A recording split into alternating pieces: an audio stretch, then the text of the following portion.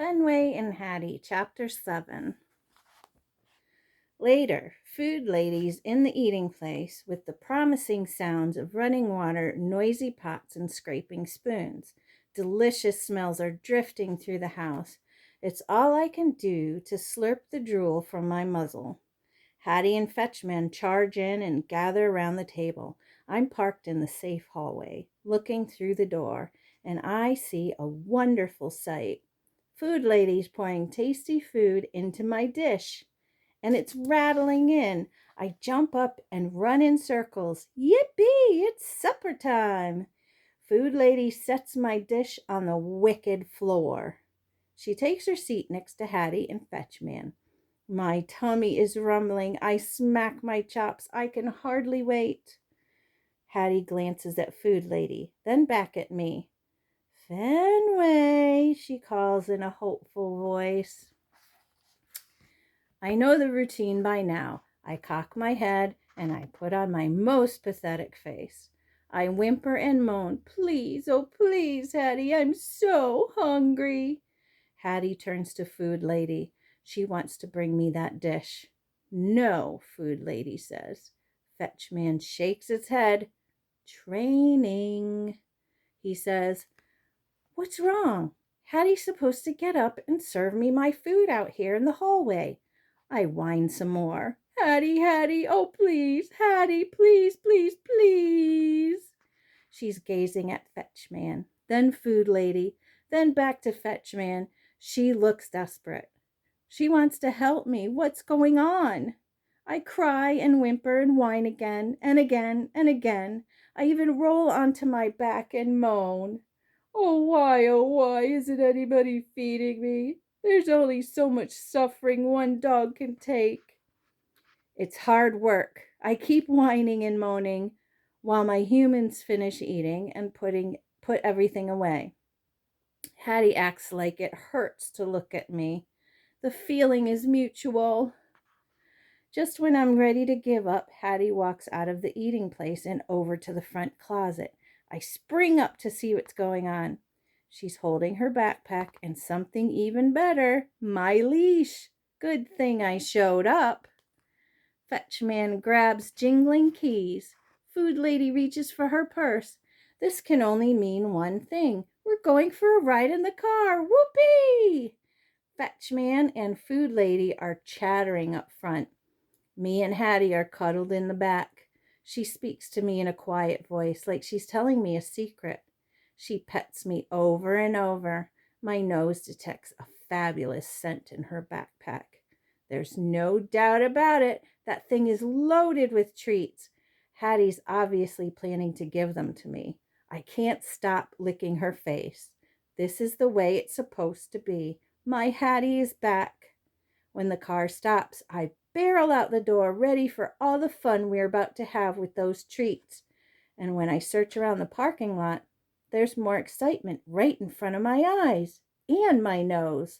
Lots of dogs and humans, and they're heading into a giant building. An indoor dog park? Hooray, hooray! I pulled Hattie through the doors. I can't get in fast enough. But inside, it's disturbingly quiet. And worse, the dogs are all on leashes.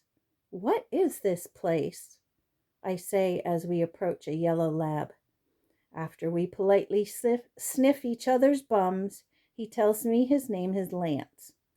He's with a tall human who smells like hamburger.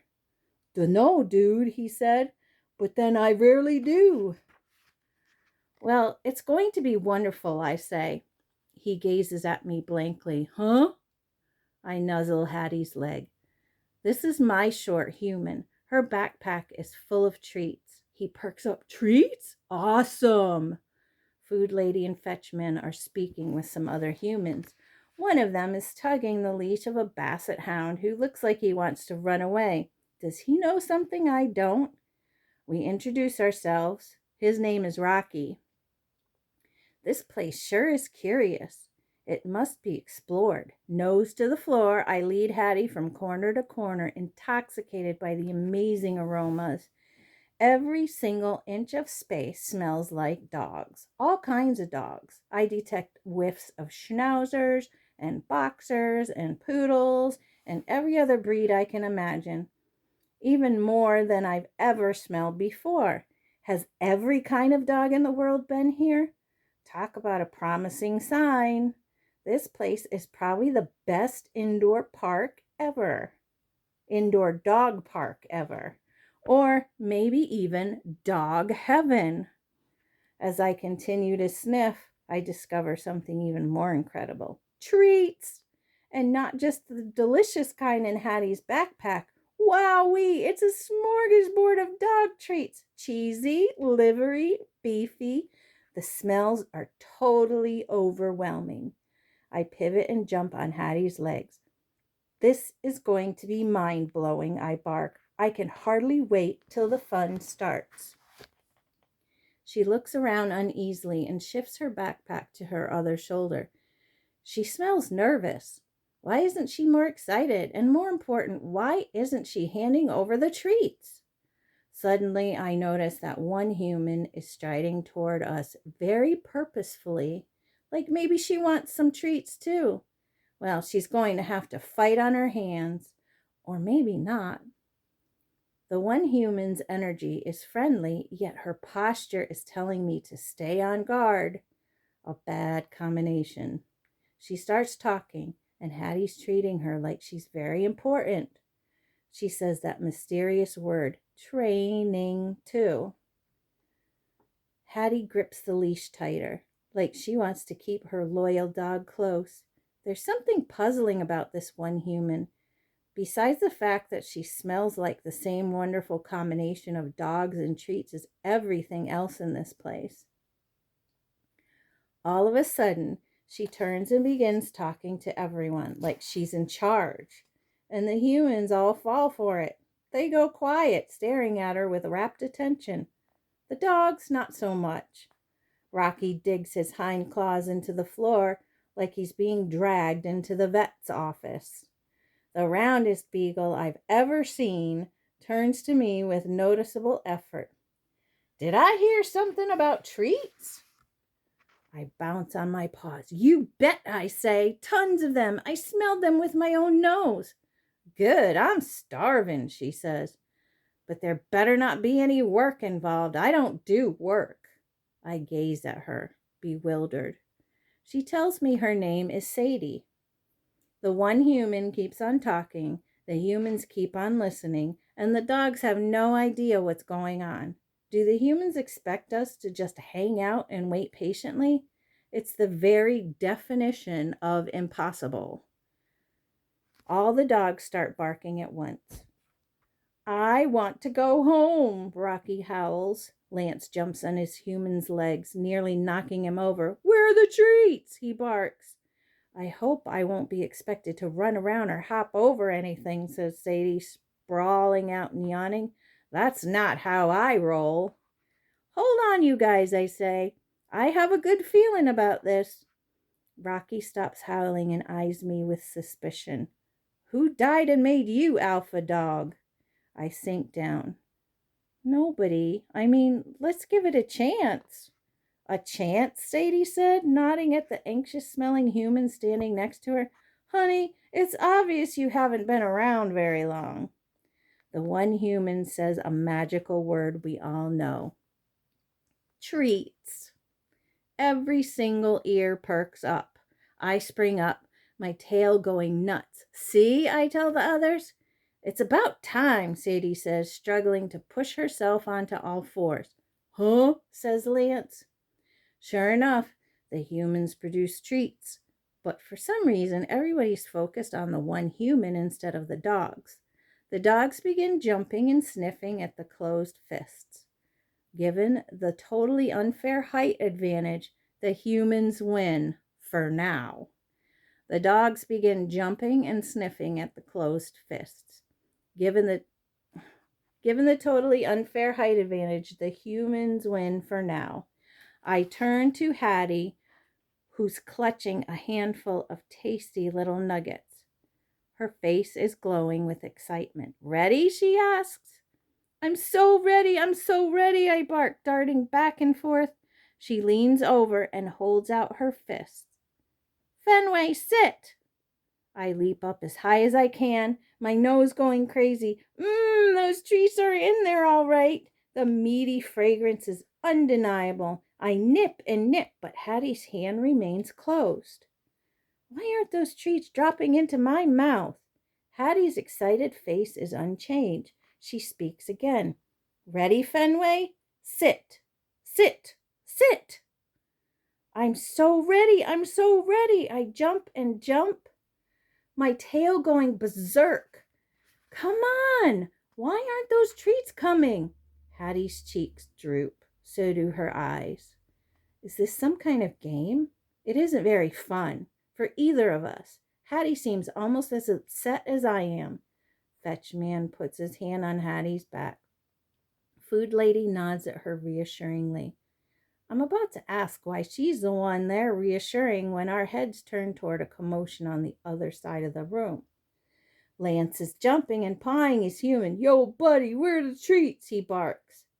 The one human heads over to them. Lance's human steps aside, as if he expects the one human to rescue him. He's grimacing like he's in pain.